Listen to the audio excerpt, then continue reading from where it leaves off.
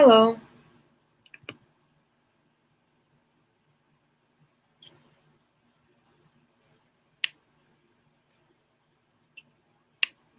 Hi there.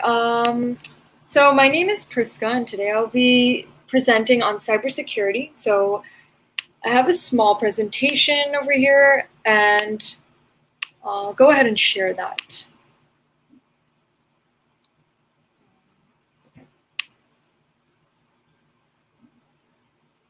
Guess I'll just go ahead and share my screen.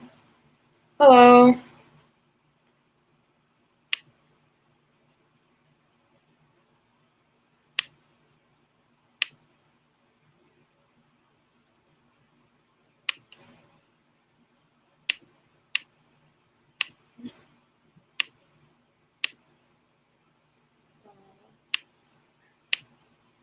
Never mind, this doesn't seem to be working. Okay, I'll stop this. Okay, let me see if I can share some slides.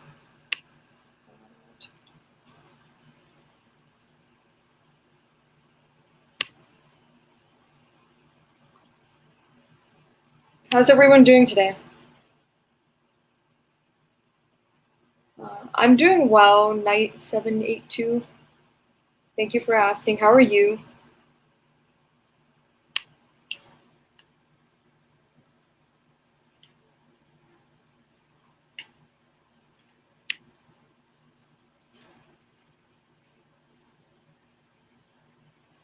Okay, I'll get started.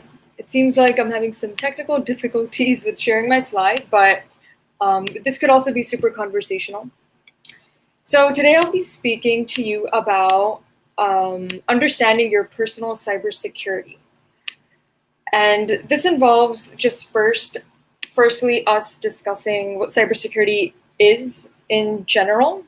But before I get into that, I'd love to just tell you a little bit about myself. I currently work in the cybersecurity realm.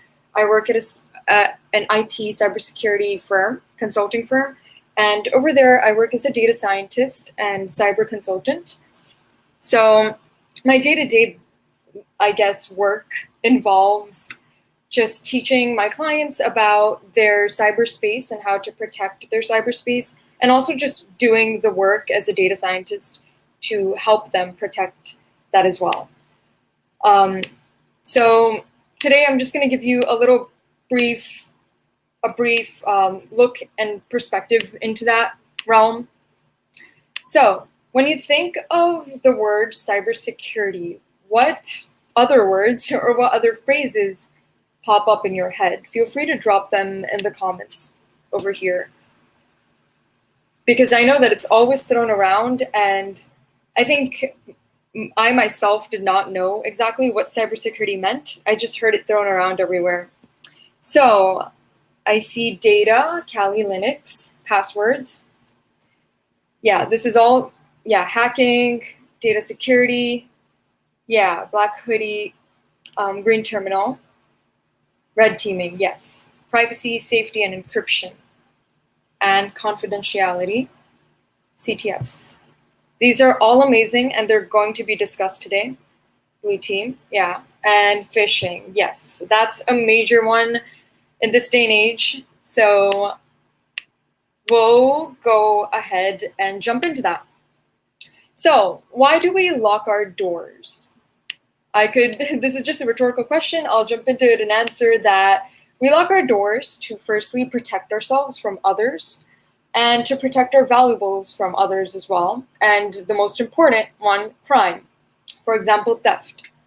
So similarly, cybersecurity is the art of protecting our networks, devices, and just any of our data from unauthorized access or criminal use. So the same way we protect our homes, cars, and tangible values, like we don't want our expensive purses or our expensive items that we just bought or our TVs to be stolen. So similarly, we kind of put a lock on our cyber doors, I'd say. And it's very important for us to protect our online presence, internet devices, and networks for many reasons, because in this day and age, with technology just growing every single day, we need to understand that we don't only just live a physical life, but we also live a very virtual life, especially after the pandemic.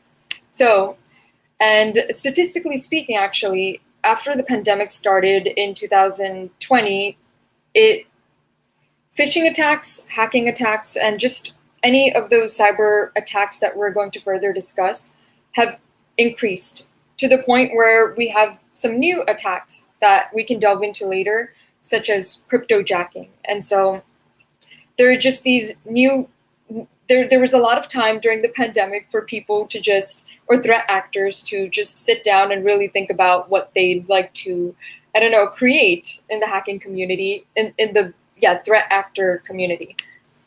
So similarly, we do need to protect our online presence and internet and devices and networks for that same reason. We might not notice the effects of it right now, but later on, the more vulnerable our system gets, the more we see those attacks just influencing our work and our data. And I don't know if any of you guys sometimes just come across the situation of your computer just freezing or slowing down and you need to exit out of your tabs. Sometimes that is a cookie problem and you need to also clean your history.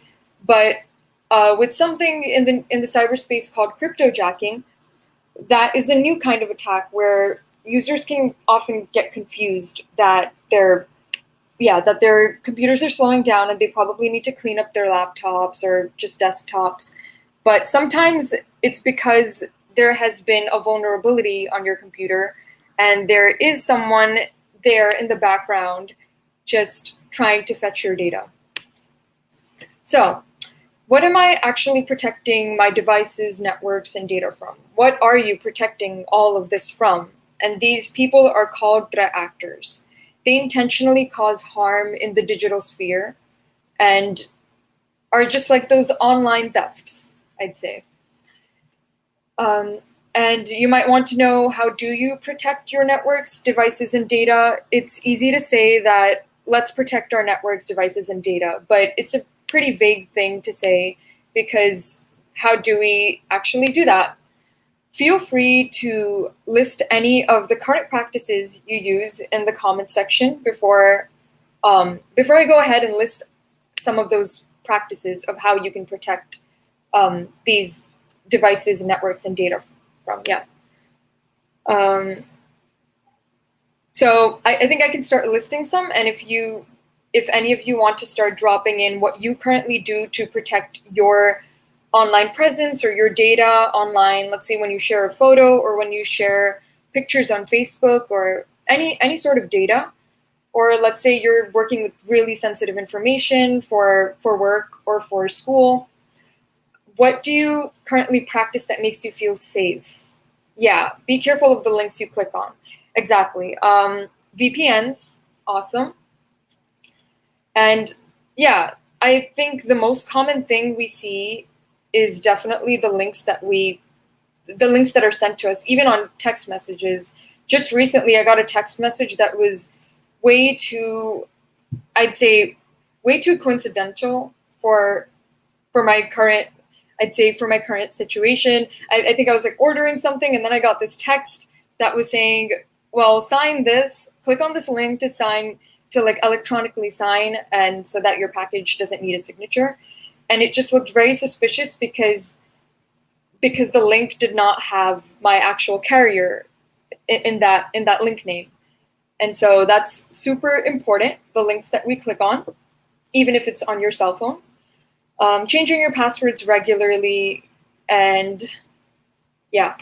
Okay, so that's great. So another thing that you can do to protect your network is, as someone mentioned, to create a virtual private network, a VPN.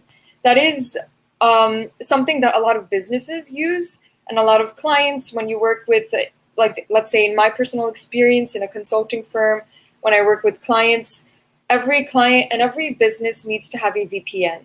We try to use every best practice possible so that we definitely know for a fact that we're avoiding any kind of threat actors' attacks. Updating your passwords and making them a bit complex. I know a lot of us go for, let's say, Prisca 1, 2, 3, and then to make it a little bit more challenging when I was younger, I'd just make it a caps. I'd just make it all caps. But it's very predictable. Another thing threat actors are very clever about are they do a lot of research on how users act. They do a lot of, I guess, psychology studies, and they look into data and try to find a pattern. So that's why there's a high chance we're not the only ones thinking that let's just switch it up by making everything caps. Yeah, and as more people have added updates, alphanumeric passwords, security patches, MFAs, and login checks. Yeah. So yeah, MFAs are also another big thing that big businesses and small businesses have also been adding on to their login securities. And that just helps validate your identity. And we'll jump into why it's very important that your identity is validated as well. Because there's something called identity theft, and that's actually a rising problem in the cybersecurity space right now as well. Another way you can protect your networks, devices, and data are by installing antivirus software. So whenever we buy our new laptops or new devices, we're sometimes asked at stores like Best Buy if we want to get WebRoot, for example. And it's best practice to just spend a couple more dollars to get that antivirus software because it just performs those checks for you in case your computer's slowing down and you really don't have the time to check why it's slowing down. Always updating your operating system, your apps, and your browsers to the latest versions. Sometimes I know that it takes it takes an overnight, it's usually overnight or a couple of hours to update that, but it really does help clean up all the bugs and it helps reset your computer in some kind of way. So that's also extremely important. Backing up your computer is also very important, just in case you lose any data and you do fall victim to a cyber attack. And using encryption when sending sensitive information. This mostly applies to emails. So our emails are also a part of this vulnerability where we can be attacked by our Gmails and our Outlooks. And that's why it's very important to use an encryption. And we have that option as well whenever we're sending any kind of data set or any kind of information. Yes, turning off Bluetooth or nearby share in large crowds to avoid bluejacking and blue snuffing. Yes, that is also super important.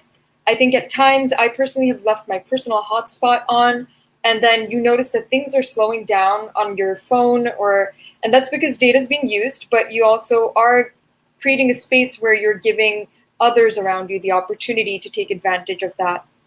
So it's very important to check your phone and check your laptop and check your computers on what's available right now to other people outside of what you're using. Yes, and then most importantly, a lot of us forget to shut down our computers. So we actually just close our laptops and just don't want to go through that whole thing of like waking up in the morning and then turning it back on.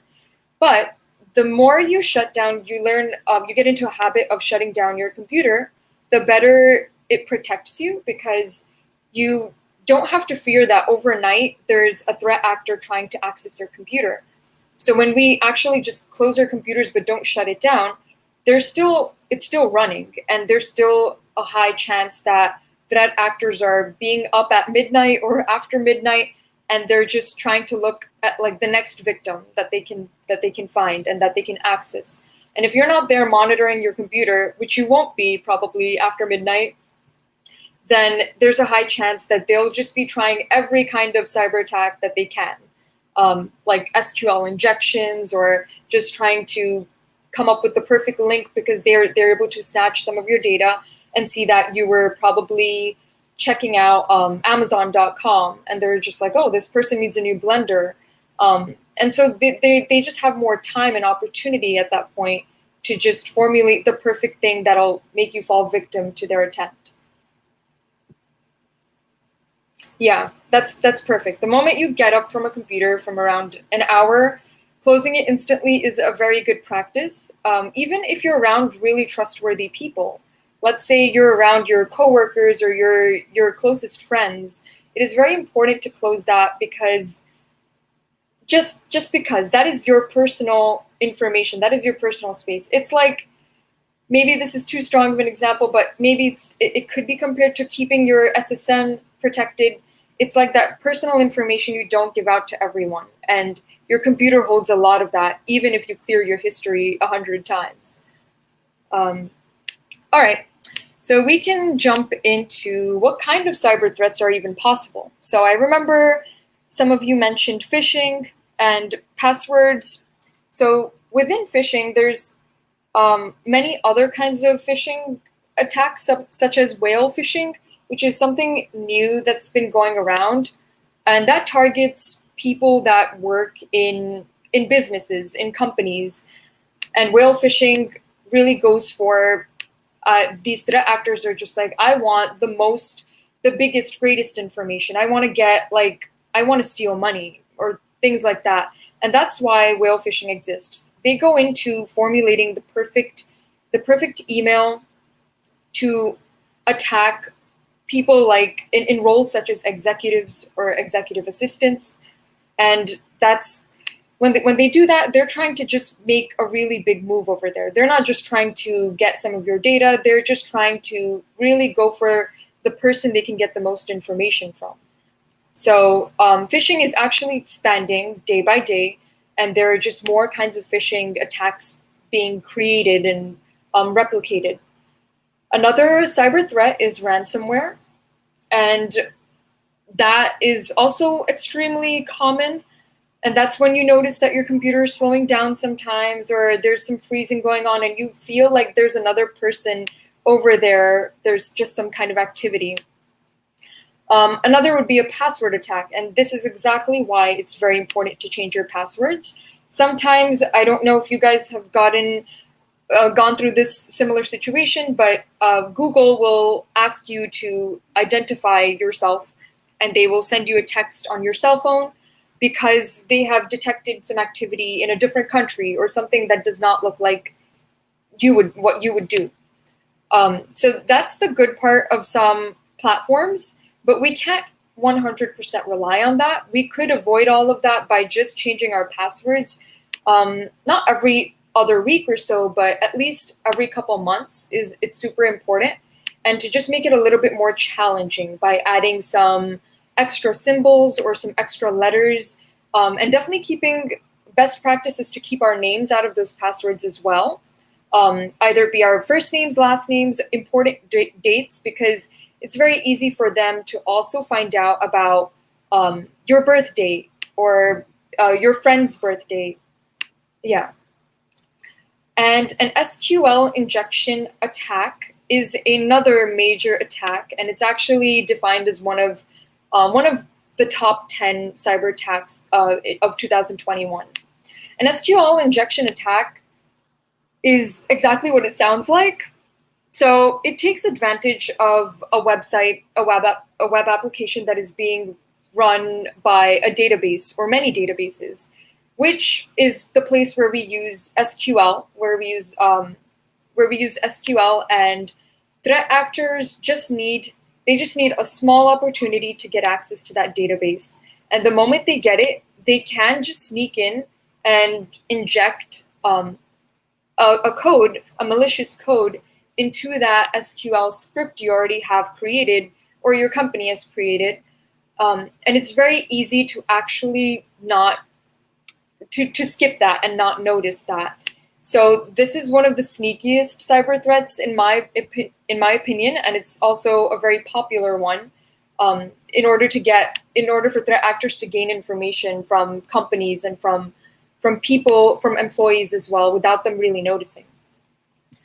And then we have insider threats, which are also probably the most dangerous ones, because in the wording it says insider threats, and it's literally just threats from insiders. So people or groups from an organization that are known, that are well known. And that's why this also comes with a lot of trust, but other than trust, this is why it's very important to close your laptop or shut it down, or create a password lock situation on your devices, even if you're around close friends or around teachers that you know very well.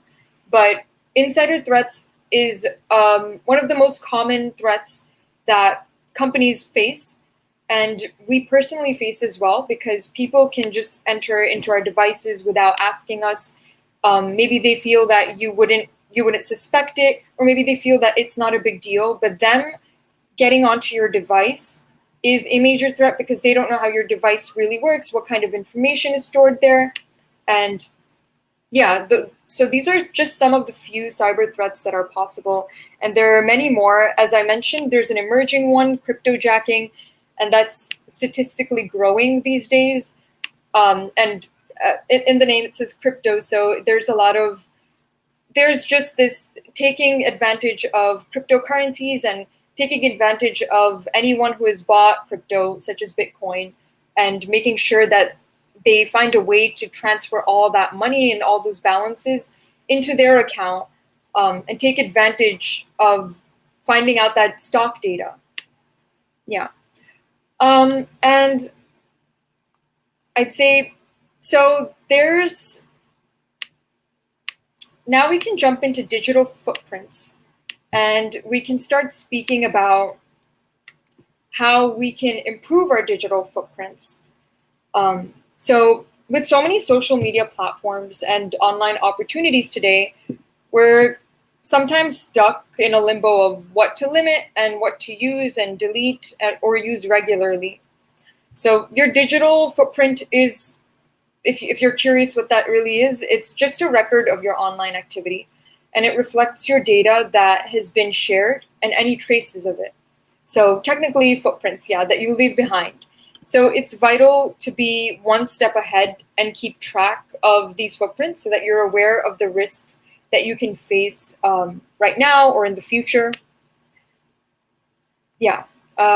So an example could be your shopping data. So when you make purchases online, or if you sign up for coupons or create an account on an online store, or when you sign up for newsletters because you just want to get the latest updates as to what new products are coming in or what new blogs are coming in, or when you download and use store apps on the Apple Store. Another example is financial data. When you open a credit card, that immediately just opens up a space of financial data risks.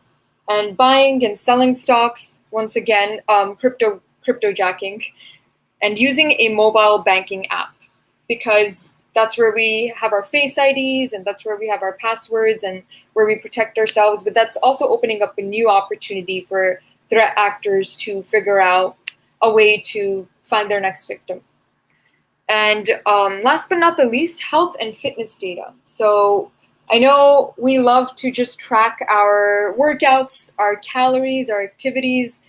And so that is great. That is very important. But we do need to understand that that data is also being stored somewhere. And that data is also being stored on just the app that comes with our iPhones, at least, the health app that is pretty much used in situations where it needs to be used. It's always there. Even if you delete that app or if you don't want it there, it's technically always there and it can always be used if needed be. So how can you improve your digital footprint is the next question.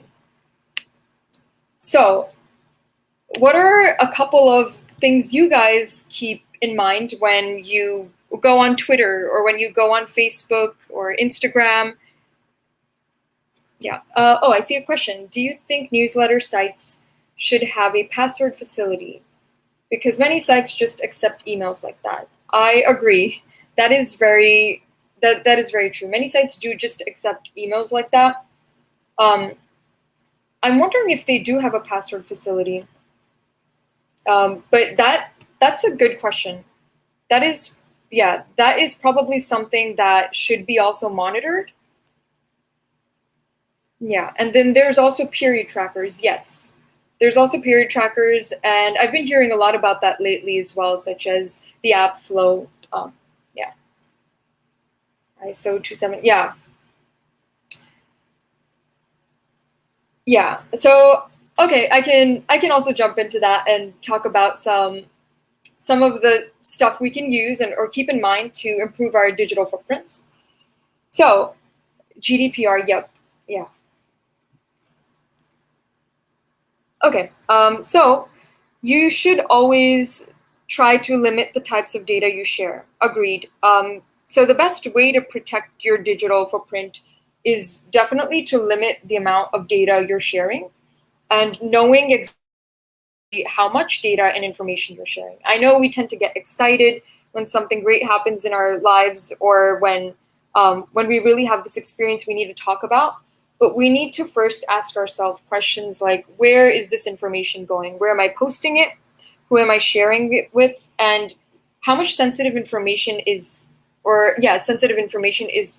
consisted in this story of mine or in this image of mine. One example could be when, let's say you get your dream car, you got your Tesla, and you take a picture of it and post it on Instagram. I have seen this mistake being made where people would leave their license plates on those pictures and they would post it. Or when they get their dream house or apartment, they just post a picture of the house or the outside of it. And when we post those things, we have clear intentions, but we don't know which other people are coming across that. Yes, we can make our, let's say, for example, our Instagram accounts private, but with that also comes the risk of, though it's private to me, I could show it to the person right next to me, or let's say I'm taking the subway, or I'm walking down the street, and I'm seeing this information, and I won't do anything about it, but the person next to me might see it. So there are so many different risks that come with sharing information and photos online, and that's when we need to ask ourselves questions such as, what can I do with this information before I post it, or before I talk about it with everyone? And then that's when you think about your closest friends or family members, and that's probably the best choice. Or really just making sure that you're blurring out any kind of information and double checking that image or double checking that story. It would only take an extra minute to just double check that. So limiting the types of data you share is very important. And yeah, you saw some OSINT videos, and yeah, they're all associated with the amount of personal information posted online. Yes, that is very true. I think that's actually the most, that's the most, I think, useful way for threat actors to really gain information in the first place. They just try, that's how we get these ads really, that makes sense to us. It's like, wow, I definitely needed a new shampoo and now I'm getting this ad. And we get that because we have searched for it, we've spoken about it, and which is fine, but because it's a small little detail, it's a small little search. But yeah, on the internet, nothing is free, for sure. If something is free, you need to always wonder what's the catch behind it. And that's why our digital footprint is extremely important. We need to know. It's like taking steps on a beach and just stepping on the sand. You can see those footprints, and you need to understand that even though you're walking forward, those steps can be traced.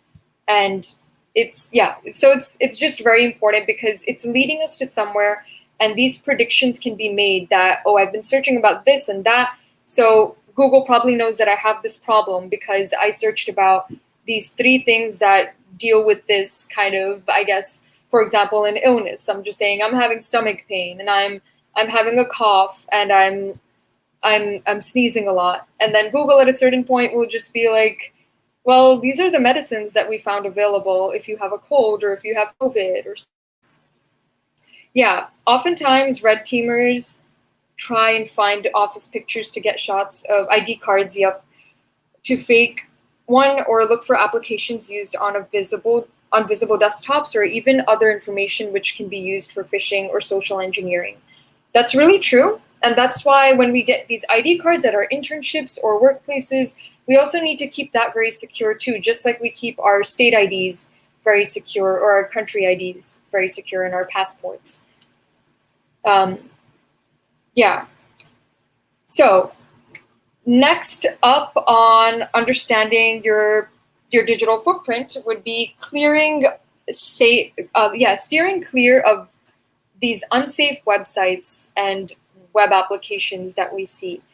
So sometimes we just want the freer option, the cheaper option, because why not?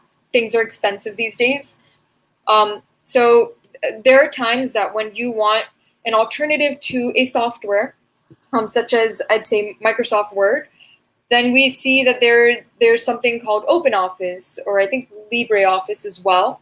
And we have these free, cheaper options that we can use instead of Word. And those two options are perfectly fine. They're not a scam. They're totally okay. But yeah, it's very easy to just, I guess, let's say it's not working when you're trying to download OpenOffice or LibreOffice, then you try to find an alternative for that. And then you just dig deeper and then get into installing some software that you've never really heard about. So the best practice for that, to clear yourself, to steer clear from these unsafe softwares and tools, is to always read reviews. The same way you try to shop for some clothes, makeup, and you check the reviews before you buy something. Similarly, when you're buying something on the internet, and that could be software, something you're installing on your own computer or your phone, it's very important to just look at reviews, talk to people, or ask any of your friends that you think know everything about softwares. Because we all have that one friend that knows everything about this one topic that we go to about stocks, or go to about like financial freedom. So similarly, we should always have that one contact that we can go to. And if we don't have that contact about what to install and cybersecurity practices, we should always do our research and find information on legitimate websites. I mean, Reddit counts too. You get to talk to people from that kind of space. And another thing, within steering clear of these unsafe websites specifically, we would need to always double check to see that a website needs to begin with an HTTPS, where the S would stand for secure. You should always ensure that any website you're clicking on has that, starts with that. Like currently, this is HTTPS, and then the / StreamYard.com. So I know this is a secure place for me to enter. I know that any website that I'm going onto is secure, and that any data that I add there will be secure.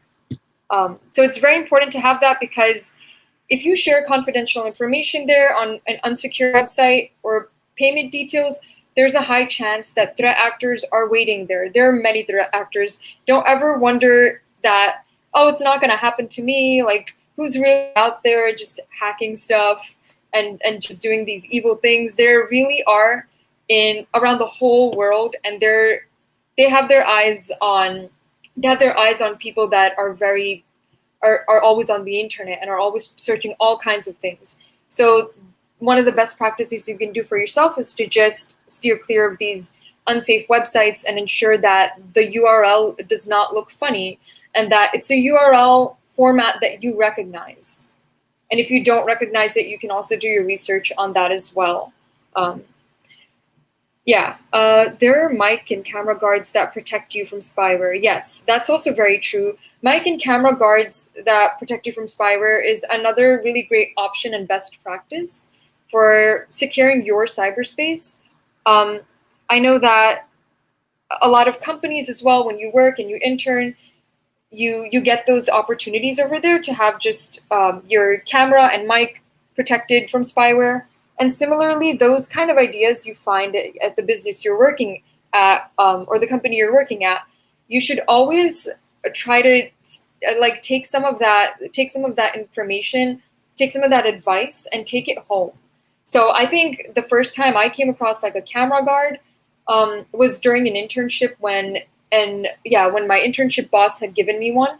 So I never knew about those back then. So I started to search up for some. So I wanted to protect all the computers in my house, because now I know that there's this thing that could just protect me from threat actors just seeing me and like just spying on me and finding out more information about me. So that's very important, and they're not that expensive either. But it's really good to just know that you can just turn that off and you can slide it, and it just protects you from all of that. Yeah. Enterprise environments have systems and GHW to prevent downloads from bad domains or with known bad hashes. Your home environment doesn't, unless you feel you can trust a website. Perhaps don't run any unless you feel you can trust the website, and make sure all Windows security updates are installed. Exactly. That is very true.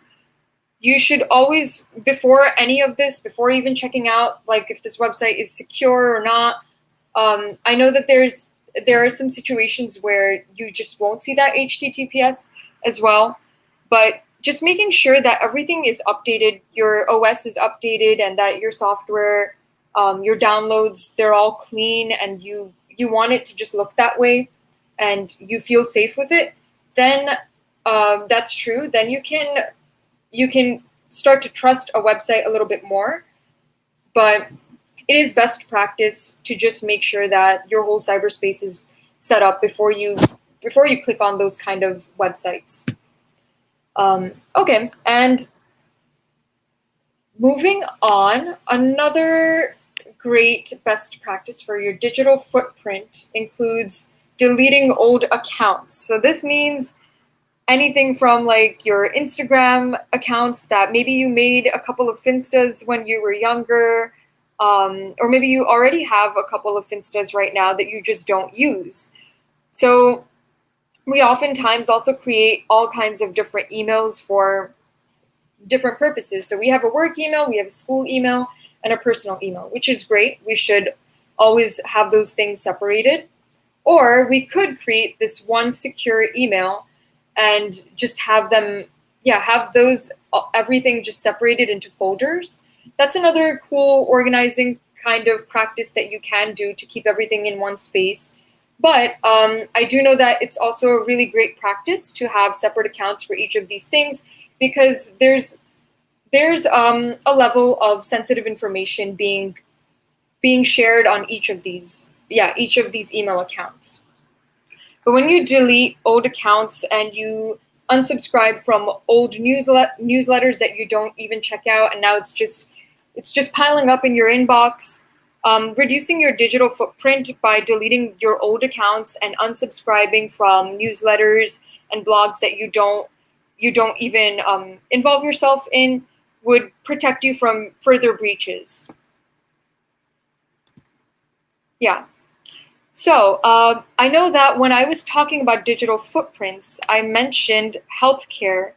I'm not too sure if I also dropped this in, but receiving healthcare in general makes you also susceptible to getting your health data also just into the hands of threat actors. So your medical records, when you go to the doctors or when you go to the emergency room even, all that information is being stored by the medical clerks over there, and they store that information into a software. So when they store that information on a software, it's just like the softwares we use. And so that data is very, very important. It contains our names, it contains our email addresses, phone numbers, and it also contains just literally what exactly is happening to us. And at times, it could also contain information like your social security numbers and any further information they need over there to validate that this is your identity. And that itself can cause cyber attacks such as identity theft as well. Yeah, that's really cool that you did a project on that recently. It's very interesting because it's the last It's the last place we'd ever expect would be dangerous for our information. We always see hospitals and clinics as this safe spot, but they still use modern technology. They still use laptops and cell phones to check you in, and so that is also a major threat at those places as well, which is why they also need to actually come into just having cybersecurity best practices. Yeah, it should only be shown to those who are willing to share their information and get points on basis of their information. Agreed. That would be a really good practice for them as well, for people who work at hospitals and clinics. But identity thieves, they aren't just targeting your bank accounts. They also want your medical records and your health information, because when these threat actors use your personal information, they want to make it sound so believable. And so this can come off as a phishing email as your insurance company, or a phishing email of like just having the same name as the hospital you just went to yesterday. So they want to have your name all spelled out properly. They want to have your birth date. They want to have what exactly is going on with you, so that they can catch you in an emotionally vulnerable state as well, where you're just waiting for that email to come, and then you see this email just pop up, and that's where you see that link, urgently click this link so that you can complete the rest of the payment of your visit. Something like that. And then without even a thought, since you've just been waiting for that, you just click on it. And that's exactly what they want to do. So that's why I'm saying that threat actors, they actually do look into psychology. They do a whole study on how their victims can fall prey to this. And information will be shared to researchers on some basis of digital transaction. Yeah. And your car's extended warranty. Yeah, exactly. And so what we can do as a best practice to just ensure that we're safe here is to always check up. What I personally do as a best practice is that I check up with my accounts that I have. I have a portal with my clinic. And so I check my portal, I change my passwords, and I also go back to the contracts that I've signed and the paperwork that I've signed after my visit or before my visit. And I double check all of the wording over there. I know it's very lengthy, and at times I know you're sick, you just want to sign that and get it over with. But it is important to get a copy of that information that you signed. It's very important to know what exactly did you sign, and when you're in a better state, having these portals helps a lot. It does reduce the amount of time of you just calling up the doctor or you trying to email them. So if you have this portal, which most hospitals do now, you get to just see what exactly you've signed and your confidentiality over there, and what kind of treatments are happening, and where this data is going as well, because it's written there. It's just always super small, or it's at the place you would never expect it to be written at. Yeah.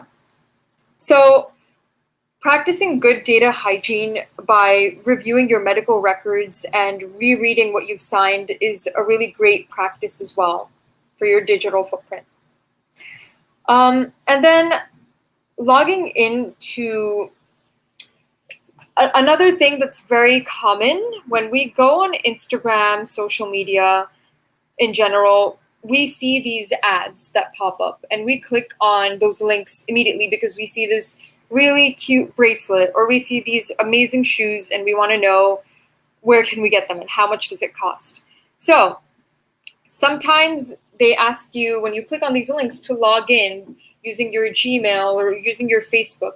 And so when we keep clicking on these links from one app and then going on to another link within that app, and we keep doing that, we might think it's not a big deal because we're still on that app, but you're also authorizing other organizations, other platforms, and other stores or pretentious stores to join in and see your information.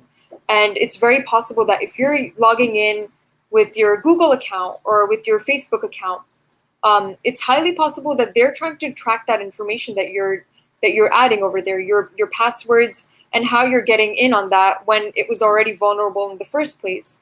And so when they get that information, when they can get through the first app you're on, such as Instagram, if they're able to get access to that, then they can get access to your Gmail as well. Or if you used your Facebook once to also access this store or log into this store via Instagram, they can access all of those accounts now because you made the mistake of just of logging in within one app. So avoid doing all those complications and just going on the store's website or going on the store's website on your own, on just going back on your laptop or going onto your cell phone on Safari or Google Chrome and searching that up on your own instead of doing it through the app itself and just clicking through. And the next thing about improving your digital footprint is using an identity protection service. So at some point, your personal information and data is unfortunately going to end up in the hands of, it can end up in, yes, I can see the chat. Yes. Just in case you cannot hear me. But yeah, at some point, your personal information and data are likely to fall into the hands of a threat actor or many threat actors, unfortunately, but that doesn't mean you have to deal with the consequences, which is why these best practices are really good to take care of before you even deal with the situation. And protecting yourself with an identity protection service that offers all these remediation services is going to be super helpful, especially if you are running your own small business or your own business in general, and you are collecting data and information and sensitive information from so many other people. It is very important to really make sure that the device you're using is using all these best practices, because if you really do fall prey to that, then there's a high chance that you're not only risking your information, but others as well. Yeah. So it's by protecting yourself beforehand, you're just ensuring that you know how to get out of it quicker, and that you know how to get out of it quicker, and you're just making sure that it's not going to affect you too badly. So when you have all these best practices already in place, it just makes it a lot more easier. And to answer Levita999's question, what would you recommend for a service like that you're speaking of? So for an identity protection service, we could go back to what I had mentioned in the prior talk when we were just discussing cybersecurity in general. This could mean an antivirus software. So I personally really like Webroot. I've used that, and it just helps. I think I still get these notifications that if I was able to share my screen, I would show that. But it just shows me that there are actually so many threats. It says like 121 threats in the past week. So that just shows how many kinds of threats are out there. And so when you use this kind of software, it's there on your taskbar, or you can keep it up next to where you see the date and time. You do need to purchase this, but I personally think it's really worth it to have that, because you could practice all the best practices you want to, but when you have that backup plan over there, it literally tells you what to do, and it can clean up the mess for you as well. So something like an antivirus software or even a VPN counts as an identity security protection as well, or just a password manager as well. So just having a password manager will keep all your passwords in one place, and it generates it and securely stores those account usernames and passwords as well. Yeah. Okay. And so the next thing that Bitwarden. Okay, I've actually never heard of Bitwarden. Um, but oh, okay, I see. I see. Bitwarden. Okay, so this is a safe. Bitwarden is a safe identity security protection because it uses passwords and it encrypts it. It uses AES encryption. So that seems, this is actually pretty cool. I might consider this. Um, it makes it quite impossible for hackers to access the data on Bitwarden servers. So there's a zero knowledge policy, and that means that not even Bitwarden can access your data, which is really great. Yeah, what I would do now with this is the first time I've heard of it, but what I do with this information next is that I would search this up. I would really do my research on who has Bitwarden, find a community maybe on platforms such as Reddit or Quora, and see who likes it, who's been, and it's free. Wow, even better. So this sounds really good, and it seems to have really good reviews as well. I do think my web root is expiring soon, and I did not want to make such a heavy purchase, so this is pretty interesting, and we'll take a look at it. But it seems like not even Bitwarden can access that information, which is a huge plus, because that just shows that they won't even take advantage of you using their service. Really cool. Okay, and so social media, getting back on that, social media makes just us connecting with everyone around the world and everyone that we haven't been in contact with. It makes it just a lot more easier. But yeah, oversharing, as what I was mentioning beforehand, it includes like revealing your location as well. It includes releasing any kind of information, such as that thing that a lot of us do when we go take a flight or something, and we take a picture of our flight ticket, or we take a picture of just where we're at, and then we post the location.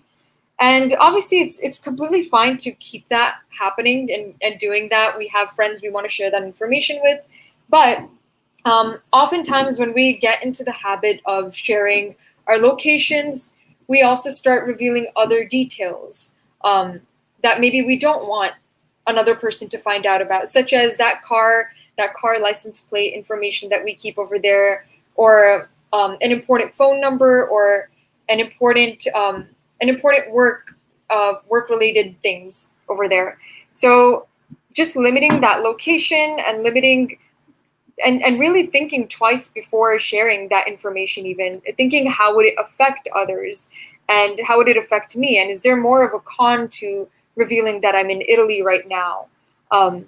Would it show that, like, someone who's trying to get into my laptop, would it show them that this is your perfect chance to get into my laptop, since they live so close by or something? And sometimes that could be thinking, you might think that that's overthinking it, but situations like that really do happen. So yeah, thinking twice before revealing your information. And yeah. And my personal example would be that when I had gone to Iceland earlier this year, I had cracked my phone, and that did not allow me to even like have Face ID work, or even find the numbers, like, yeah, to press on the numbers to unlock my phone. And so when that was happening, I had to really stop myself from logging in with another person's phone and just doing the bare minimum by just contacting family and letting them know that I'm safe, but really avoiding not checking Instagram on a friend's phone or on a stranger's phone. I mean, I was with a great tour guide, super nice person, but you need to really know your limit as to how much and what is really important in that moment. Making an important phone call is important, but logging into Instagram to just post a picture of a glacier can wait. And I was definitely able to wait and just keep those pictures saved on a friend's phone, and then later on just add it when I had a fixed phone. So just understanding your priorities and how much information you want others to know about you is a really great practice in general for your own Yeah, trust no one, exactly. Um, Trusting no one is very important. It's like it's really just like leaving your credit card out there, like out there in your house. Even then, you should probably not do that. Um, but yes, that is very important with limiting your sharing on social media and limiting how much information you give people, and how much information you're trying to access with someone else's device. And another very important thing that we did talk about was updating your software. So cyber criminals, the way they can see this is that when your OS or when your software is just not updated, this has already created so many vulnerabilities. And that's why your computer keeps reminding you. They're just like, update, please update to the latest software. And they just give you this red notification. And they're just like, update it today or not. We're going to update it for you in like 8 hours. And so the urgency of this is because the moment it's your software is running on an older version, the cyber criminals are just like, whoa, now I can access this victim's devices and their data because their system is vulnerable, and this will make me like easily log into this or get into this account. And so you can prevent this by just keeping your software up to date, making sure that the same way you want to clean your room, the same way you like to clean up your mess after like you eat, similarly, just cleaning up that mess on your devices is very, very important, to ensure that no one else can take advantage of that mess and like quickly steal something. Yeah. And then lastly, for your digital footprint, best practice is to act super fast when you notice that there's a breach or when that there's some kind of data that has been compromised. What I have done in the past when I noticed that my data has been somewhere compromised, or I feel like I got a notification once that someone from Singapore had logged into my Google account, and I thought, obviously, I went ahead and changed my password and made sure that I told Google Alerts that no, that was not me. But that's not where it ends. I know that I just fell victim to this attack, and that they have found some kind of information to even attempt that login. So what can I do to really close it off a little bit more? So I went ahead and created a new password, which is scary because I do tend to forget my passwords. And that's why a password manager is very important, and keeping it in a safe place. I like to write it down and keep it in my room and really never take it out of there. And no one accesses it that way. But yeah, it would be yes. I understand that sometimes it sounds like way too much, but there are just many. It's just gotten worse after the pandemic. Obviously, it is very important to trust people and to just have people in your life that you can trust information with, or that you can trust keeping care of your devices. Let's say if you're ill, or if you really have something coming up and you can't log in for yourself and you need someone to do it for you. Situations like that happen. So that is when we should trust people. But our best practice for ourselves is to make sure that after someone has helped us, we could just do our best to protect ourselves by changing the password a little bit, or by simply just doing something small like changing your password. And exactly. It's definitely better to be safe than sorry, because sometimes a person can unintentionally also share your information. They might say, oh my gosh, I just checked, I was just doing something for a friend and I noticed that they had just got their new car or something. And that information can easily spread. Even if that person unintentionally did it, that's just human nature. So it is better to be safe than sorry.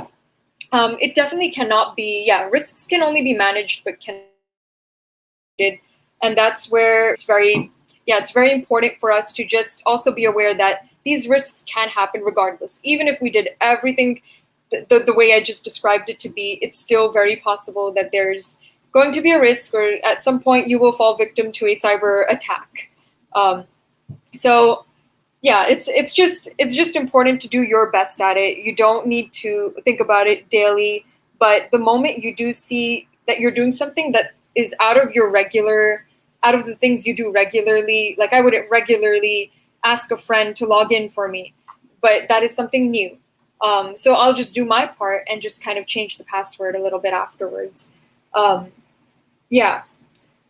And I see that there's, what password managers would you recommend? Yeah, so what password managers I would recommend would include LastPass. That's a really good one, which I've actually used for work as well. And I use it for my personal services as well to just stack my passwords in a safe place.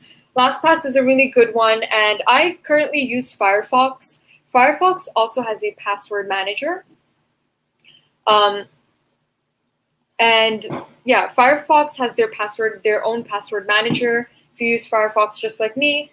And just for any other ones, LastPass is definitely my favorite one, and the only one I use because the UI is also really good, and I think it's just very efficient.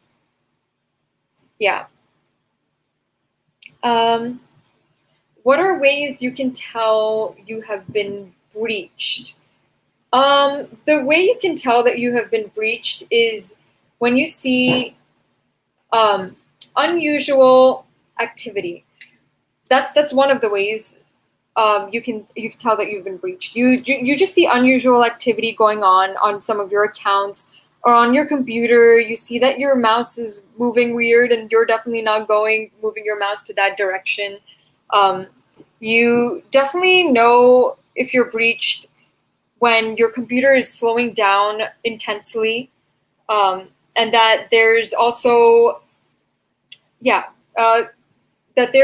there's some new software being installed. You see that there's this random software that has been installed that you don't recall installing. I think that happened to me a long time ago when I was younger. I didn't know anything about cybersecurity practices, but I was just like, I definitely don't think I downloaded this video editing tool. And yeah, that's you just really need to be super aware, just like you're super aware in your personal life, like when you're crossing the streets, just like that. We do need to be super aware about what's going on with our computer and if it's acting a little bit unusual lately. Yeah. So can you suggest some courses or tips on how to start cybersecurity? I know very little stuff about this. Might start after I finish my UI UX, and VM is VM a good place to use Kali Linux, or a whole machine dedicated to Linux is a better option? Yeah, it just happens. Random malwares running in our system. It tends to happen when you're really not alert about things. It has never happened to me as an adult, but when I was younger, yes. So cybersecurity, the way I got into cybersecurity includes Udemy.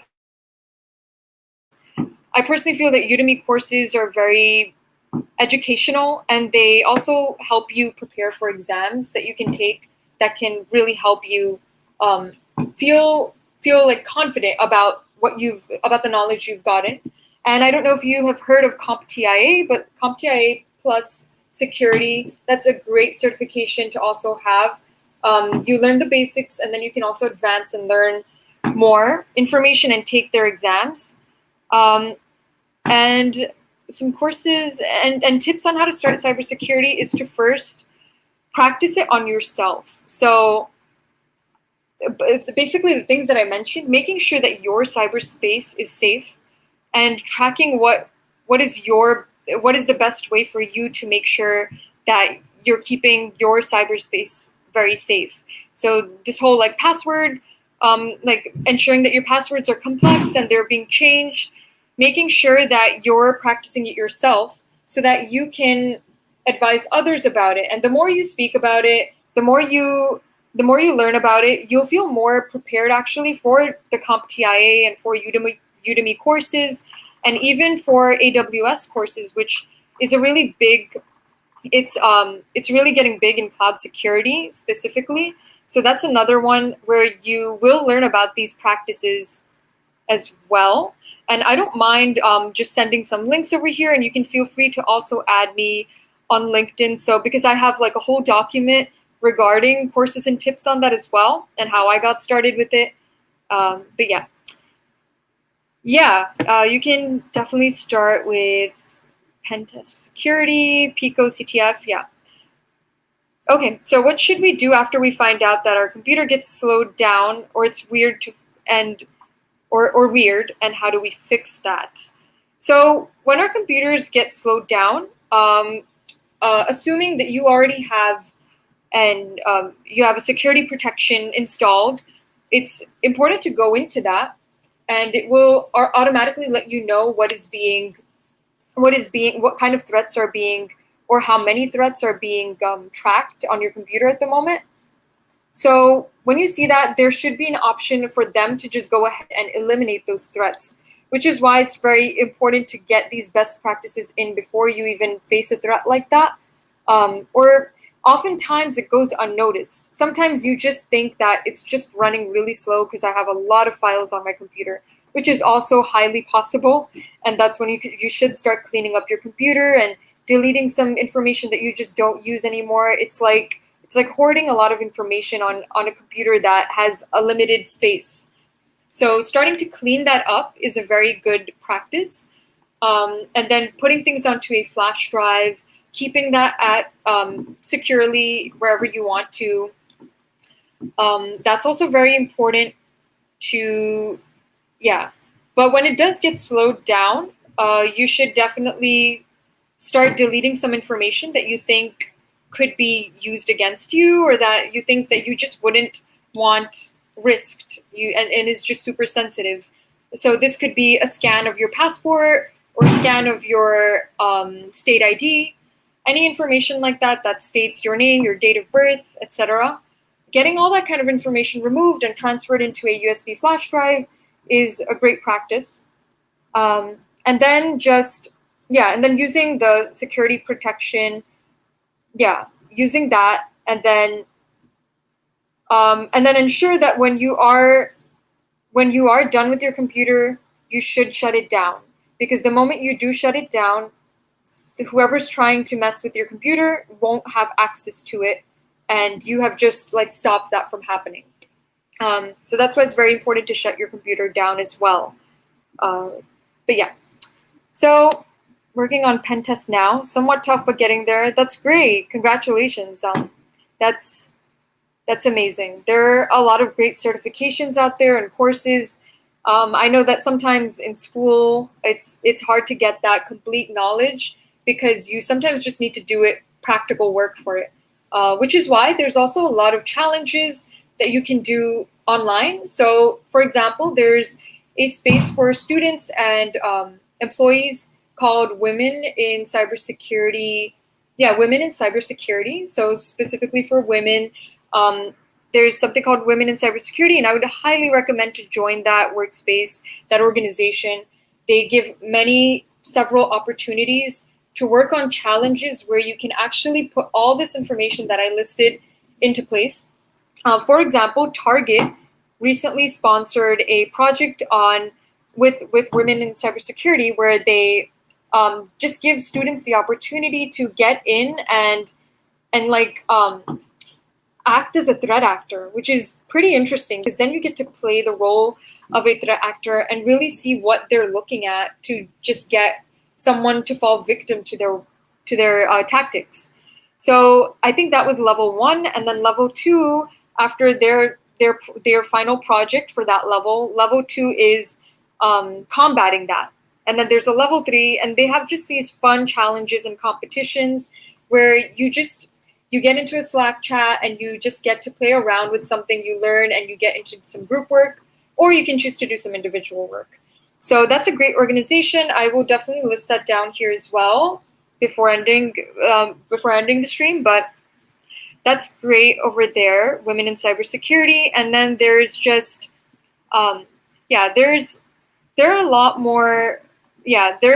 more places where you can talk to people. I know that Reddit has a great cybersecurity space as well, where you can get a lot of I know a lot of people list a lot of cybersecurity internships, cybersecurity project ideas, and cybersecurity certifications. But definitely CompTIA Plus Security is a really good one as well as the pen test. And just Udemy and Coursera are your best friends as well. I think that there's only so much you can learn at school. There's always going to be a gap in understanding for something. And if there's something that interests you, it's really cool to just jump into these challenges and have an instructor or these Zoom sessions, because women in cybersecurity have a lot of Zoom sessions where they talk about the many opportunities available this month or next month. And then they also have a conference where you get to actually meet up with people who are in the cybersecurity space and just want to talk about cybersecurity things, cybersecurity best practices, and how to get into cybersecurity. Yeah. But yeah, feel free to let me know if any of you need any kind of information or details on what other courses have helped me. I definitely think also as you're getting into cybersecurity down the line, it's really cool to start checking out AWS and Azure and understanding how you can actually build and manipulate things to protect yourself. So you're not just protecting, you're not just being the end user of like buying these security protection services like Webroot, but you're also learning how to build those things for your own case and for the case of your job. So AWS is a really cool thing. I think as you also learn AWS, you also learn more about the depths of cybersecurity and best practices within that itself, because I think they do cover identity access management. They talk about threat actors, and yeah. So you can definitely feel free to ask me on LinkedIn as well. I can definitely post that down here. And I can also feel free to share this. I can share this PowerPoint that I wasn't able to share, which is why I spoke instead. But yeah, I can share that over here as well. So feel free to request access to the PowerPoint if you want to just get more of an in-depth knowledge over here. And then, yeah, and then my LinkedIn is just it's just my full name, Priska Mahansingh. And yeah, so please let me know if any of you have any questions about this presentation, about this workshop.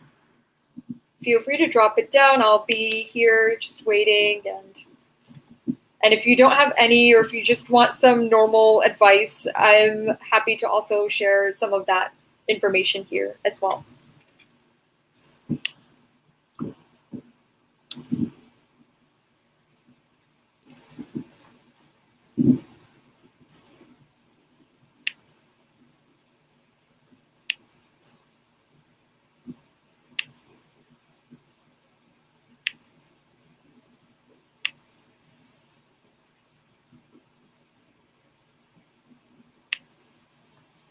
Okay, it seems that there are no remaining questions.